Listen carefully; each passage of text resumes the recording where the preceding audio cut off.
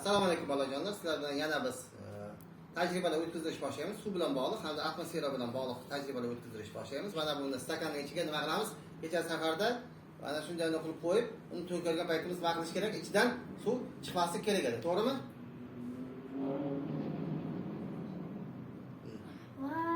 Ya'ni suvni nima qilayapmiz? Hech narsasi yo'q, to'kilgan joyi yo'q. Yana buni bunday qilib olib, mana bundan ham nima qilib tutsak bo'ladi? Tashqariga chiqarsak ham bo'laveradi. Nima qilmayapti suv? To'kilmayapti. Endi buni ichkarisiga kiritishimiz uchun nima qilamiz? Buni ularga qilishimiz uchun hozirroq mana buni nima qilamiz? Pastga qarab bunday sudrab beramiz. Hamda mana bu yerga bunday qilsak, ichidagi suv nima qiladi? To'kilib tushib ketadi. Demak, ichidagi suvning to'kilmasligiga asosiy sababi ichida nima bor? Havo buning bosimi kam bo'lganligi uchun, atmosfera bosimi ko'proq bo'lganligi uchun mana buni nima qilmadi? Pastga tushishiga yo'l qo'ymadi. Yanagi safarda biz nima qilamiz? Bundan ham qiziqarli bo'lgan tajribalarni ko'rib chiqamiz. Bolajonlar bilan xayrlashamiz. Xayr.